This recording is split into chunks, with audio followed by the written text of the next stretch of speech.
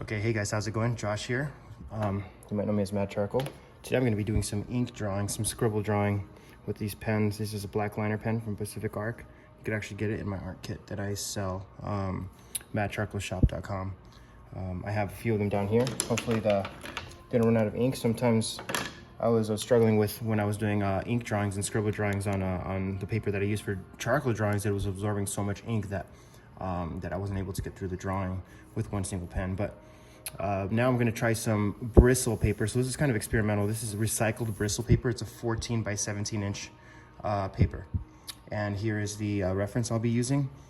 And so it's a smoother paper, less texture, hopefully that it holds the ink nicely and it doesn't like dry out the pen. That's the goal at least. So I'm going to show you guys how I go about scribbling a portrait. This is a very low resolution image out here. I'm just going to do the face. I'm not going to worry about the hand. I thought it was cool because it's very simple. It's just not much detail, lots of shadow, some light, and let's see what we can do, get a creative twist on this drawing. So let's scribble away. I'll start off with kind of deciding where the eyes are going to be. Probably around here. There's a tilt to the head. And the trick with these ink drawings is to have some scribbles down. Don't outline anything, but just kind of start to overlap the lines where you want it to be darker in the drawing. So the more overlap you have with these lines, the darker it gets. I like to keep the details closer to the middle of the face, and as you get outside of the face, I'll get more expressive and kind of chaotic. That way that you find a balance between something that's a little more refined, like here in this eye socket here that I'm starting to put in, by overlapping more lines, kind of free flowing outside of it sometimes. Once you get that a little bit darker, I'll move on to the next area here.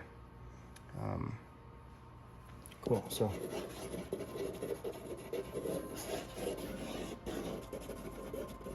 shadow shapes. So we're working large shapes, and then we'll start to refine down to the smaller shapes as we establish these proportions where they go. So there's a tilt here. You can see that I'm trying to accomplish that tilt accurately. Now we got under here, under this nose, we have the lip, the upper lip here in shadow. So don't outline, just start to kind of create that form. And if you're a little bit off with the form, that's okay. You can start to push the overlapping lines to where they actually belong. The more you do this, the more you practice this, the easier it is to kind of identify where these shadow shapes start and stop. We have some of the shadow here, so I'll overlap that. See, I already have kind of a general idea of where everything is. It's reading nicely. It is not reading too crazy in terms of proportion. Obviously the values are not there yet because it's pretty light, but I've established where everything is. So let's scribble away. I like the composition to have a feel that kind of just goes across like this, and it's not just too stagnant square. So I'm going to use the angle of the face kind of coming this way a little bit to guide my pen, almost like a printer would, over the same areas to make it darker. And as I darken my shadow areas, I'm also going over the light areas so that I have some texture, some grays, because in real life and even in images and photos, there isn't much black or white. It's mostly variations of gray. My arm is tired, so I'm taking my left. So we want to find those subtle changes in value.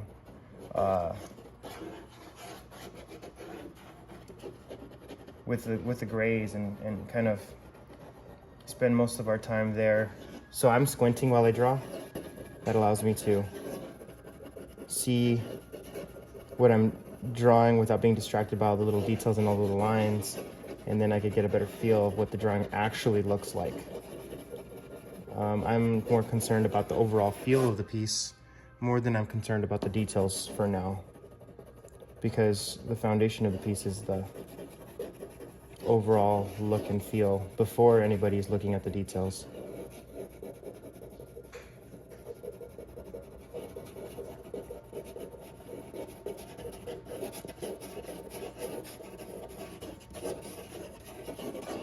This can be done with really any pen. I like the more felt tip pen like this because it gives a nice, really rich, clean black quality to the lines, and then and no matter how hard you press, you're pretty much getting just as dark. So it's not based on how hard you're pressing, but it's kind of based on the smoothness of the stroke that you're making with the pen. And so that's why I like these pens. They're great for that.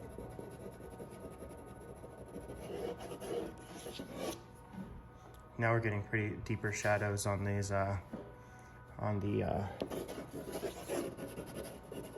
the drawing. Now,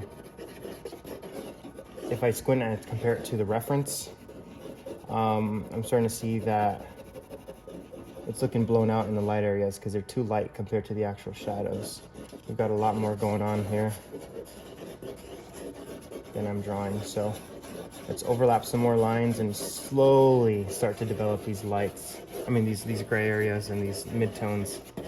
If you start to develop the midtones and the shadow shapes too quickly, you're actually going to lose a lot of the atmospheric depth and perception and just overall feeling of form on the piece.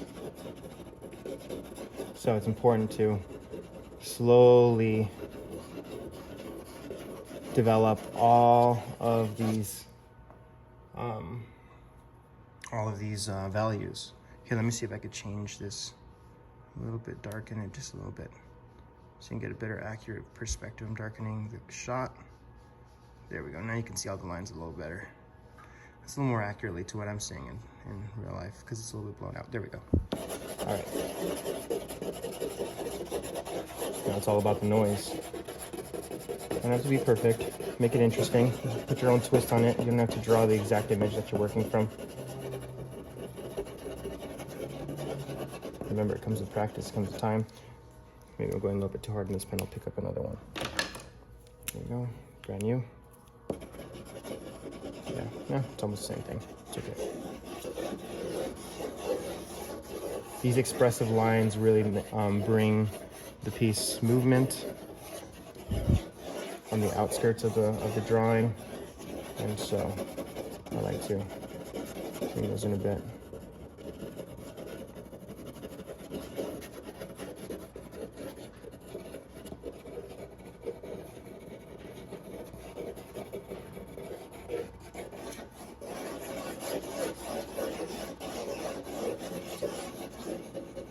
More overlapping lines.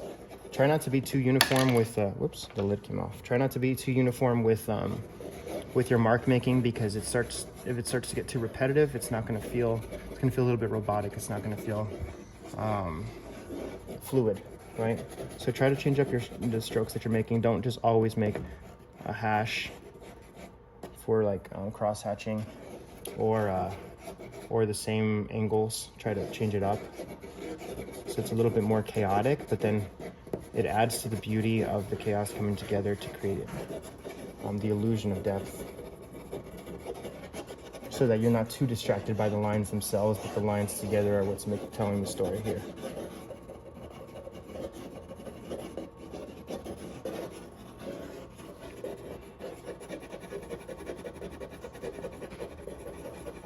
Depending on where you want to add more shadows to the outside of the face, you can go ahead with that.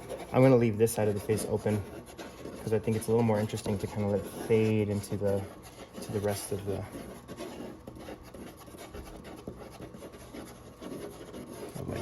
page, right? Kind of out there. Kind of gives it a little bit more interest.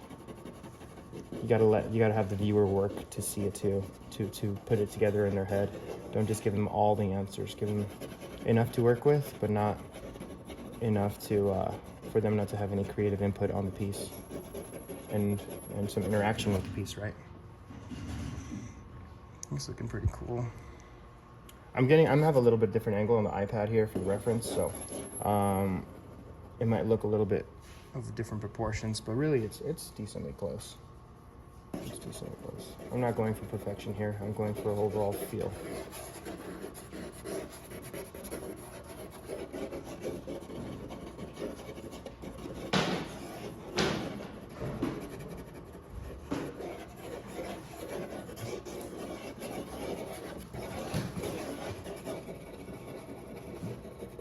There we go.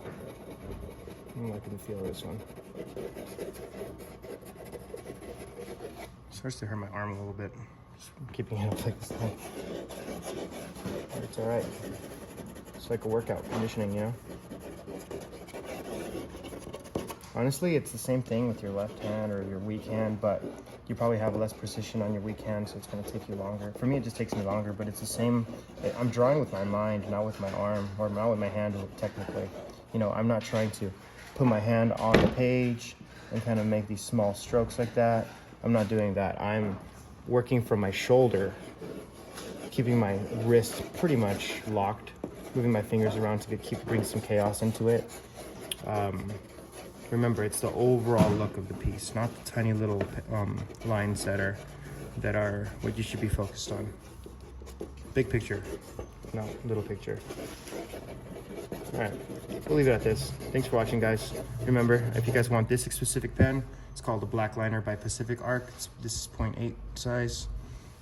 It comes with my art kit, which is, you could find it. It comes with all the other charcoal drawing materials I use as well.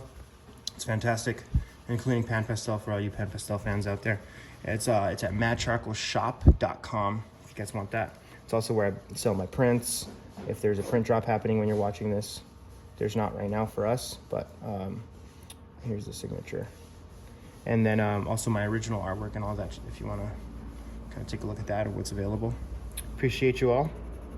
You guys are the best. Let me know if you guys have any questions in the comments. Talk to you later.